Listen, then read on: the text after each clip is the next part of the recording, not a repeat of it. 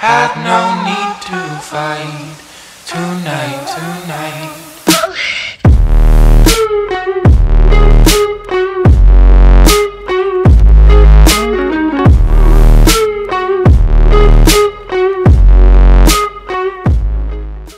The 2021-2022 season previews continue today with the Montreal Canadiens. You can argue they're probably the most controversial team heading into this coming season. And I don't think I'm wrong saying that. It's really half and half on what people think about this team. Some people think, oh, this team has enough firepower to make it to the playoffs in that competitive Atlantic Division. Some people think, oh, without Shea Weber and how Price plays during the regular season, I don't think they're going to make it. Honestly, it depends on the type of fan you are. Personally, I don't know. But anyways, we will get into their key arrivals, their key departures, what happened last season, and their projected lineup for the Stanley Cup finalists of last year. But first off, if you're new to the channel and you have not already subscribed, especially if you're a Montreal Canadiens fan, I really would appreciate it if you would throw me a sub, because we're only, I think, 50 away from 1,000, and we're only halfway there. Unbelievable. It's been crazy. We hit like 900 like about a little less than 2 weeks ago. And the fact that we've gained this much is probably the most I've gained subscriber-wise since the playoffs of 2020. It's been unbelievable. The run has been insane, and I'm going to keep making these videos. Next up, tomorrow will be the Minnesota Wild. I really appreciate if you would stick around for that. But anyways, I won't waste any more of your time in this video. Let's get into the preview. So, what happened last season for the Montreal Canadiens? Well, last season, the regular season, I'm going to be honest, pardon my French, but it was honestly a shit show. They went 24, 21, and 11 for 59 points. They were 18th in the NHL. They were basically a 500 team. I don't think people are going to blame me saying that. They basically were. They didn't even have 25 wins, and they made the playoffs. And they faced off against the, so we thought, almighty Toronto Maple Leafs, and it looked like it was finally going to happen for Toronto. They were finally going to make it to the second round, but then Montreal was like, psych. They pulled a Cole Caulfield, and then they won in 7 games. Unbelievable series. Against the Winnipeg Jets in the next round, who swept the Edmonton Oilers, the Montreal pulled a Carolina in 2019, or a Boston in 2019, and swept them. So it was really just a dominant series for Montreal. Jets didn't really have anything at all. They beat the Vegas Golden Knights in 6 games in the conference finals. That's the first time Montreal's played a team that isn't in Canada. And then they faced the Tampa Bay Lightning and lost in 5 games. And honestly, it should have been 4. But, of course, the Josh Anderson OT winner took it back to Tampa for Game 5 just to be a little bit generous. And, yeah, it was just a Tampa show after that. So, I mean, it really sucks for Montreal, but, you know, these things happen. I mean, you know, it's really tough. Like, it's unbelievable how they were, you know, almost a 500 team and they made the Stanley Cup Finals. And, I mean, it was mainly because Price was basically the backbone of that team. Caulfield and, like, Denault. Everyone was playing well. And I didn't for the first 3 rounds until probably the 4th round where I realized a lot of people weren't playing up to the way they can. Everyone was playing good. Even Kotkaniemi, which that was really controversial. Like, these playoffs really made me like Kotkaniemi a lot more than I already did, and I've already been a big fan of him. So, I mean, I guess I'm glad he's in Carolina, but then again, it's going to be different seeing him in Montreal, most definitely. So, on to the key departures for the Montreal Canadiens. You actually have a decent list of depth here.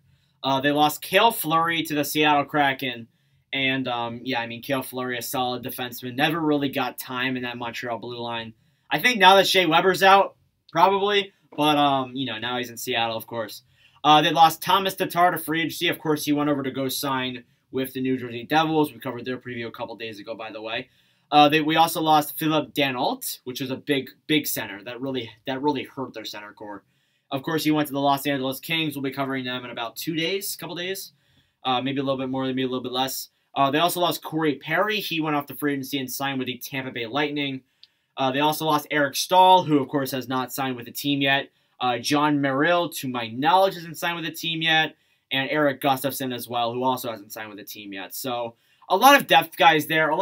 A couple big-name guys. Like I said, the biggest name out of all that is Phil Denault. And then, of course, they also lost Jesperi Kotkaniemi, which, I mean, I already said that earlier, but, you know, it still really hurts, honestly, for Montreal, because, It was so controversial. They could have gotten what? Kachuk was below him. They could have gotten Hughes. They could have gotten Farabee. They could have gotten so many guys, and they picked Kotkaniemi, and it all went to crap. But I mean, hey, with the new arrivals they got, it could be better, but it also could be worse. So I mean, you can take it what you will. So in the realm of key arrivals, you have about 5 names here, and they're actually decently big names. They acquired Cedric Paquette from the Carolina Hurricanes via free agency. Paquette, solid depth center. I mean, he never really played that much in Carolina because Carolina, at the time at least, was Carolina. They also acquired from the St. Louis Blues Mike Hoffman. I think that's a very solid addition with the amount of depth that this team lost regarding the offense. I think it's a good thing to get him. They also acquired David Savard, which is a good addition since, Shea Weber's out. You got to have someone to replace him. And I'm not saying that Savard is going to remotely replace even half of what Shea Weber does to this Canadiens roster, but I still think he's going to do decent. Also, Matthew Peralt from the Winnipeg Jets also has the best hair in the entire league. By the way, rest in peace to my hair. Yeah, Matthew Peralt, very solid depth forward. And of course, their most recent acquirement was Christian Dvorak. Dvorak, look, as a Coyotes fan, I mean, I loved him. I really, really liked him in Arizona. He always used to pull that Radim Verbata-Deeks in shootouts. He did it a bunch of times against the Ducks when we had those 3-0 comebacks during the season. And him and Chikrin, bro. If there was a point where I would say, maybe when the rebuild's over, we bring Dvorak back, it really wouldn't surprise me. Or, something like that. Because I would imagine that would happen. But, to be honest, if I'm looking at that trade, I mean, some people say, oh, the Habs won it. Oh, the Coyotes won it. I don't want to be biased, but I feel like the Coyotes kind of win that, to be entirely honest, because I think they kind of overpaid for Dvorak a little bit. But, nonetheless, I'm not going to complain because I am a Coyotes fan after all. Anyways, here we move on into the projected lineups for your Montreal Canadiens. You have on the top 6, you have Cole Caulfield, Nick Suzuki, and Josh Anderson. Then you have Tyler Toffoli, Christian Dvorak, and Mike Hoffman. Yeah, I put Caulfield on the first line. Cry about it. I genuinely think that, yesterday I did my Calder favorites. Yesterday at the time recording the video today, but yesterday when this video uploads, I did my Calder favorites, and Caulfield was number 1, and Caulfield will stay number 1. And I think that, honestly, putting him on the first line with Suzuki, that's going to generate so much goal scoring. It's crazy. I mean, people are saying, oh, he's going to score 40 goals easy. He could even get 50. I don't think so. I don't really think so. I think he's probably going to get 25, 30, 30 at max, to be honest. I can't see him getting 40. At least not in his first season. I'm not saying it's never going to happen, but I just can't see it in his first season, being entirely honest. But yeah, I like the rest of that core. I like Anderson. I like Dvorak, obviously. I like Toffoli. I'm a big fan of him. I like Mike Hoffman. Suzuki, I've always liked. Yeah, generally, I like that top 6. The bottom 6 is actually pretty good as well. Brendan Gallagher, Jake Evans, and Joel Armia. Then you have Matthew Peralt, Cedric Paquette, and Arturi Lekin. And then I have Ryan Poehling as a fill-in center there. I would imagine Poehling probably takes that spot over Paquette, but just because of depth, I put Paquette above Poehling because I think Paquette is a little bit better, but I think Poehling will definitely take that spot.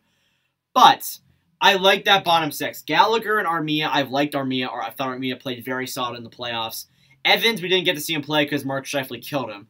I don't mean to joke about that, but, And obviously, Matthew Peralt, depth forward, very solid. Lehkonen scored the game winner against Vegas, obviously.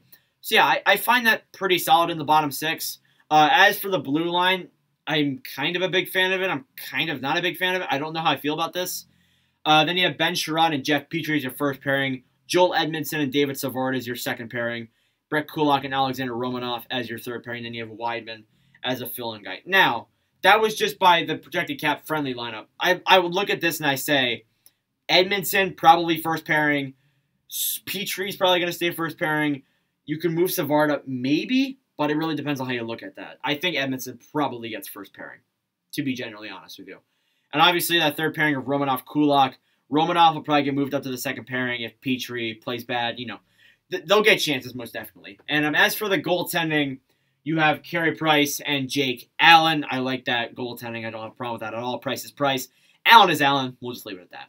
So as for the forward core, I like the forward core generally. I don't have a problem with it. The defense, it could get a little bit scary at times, but I like that as well.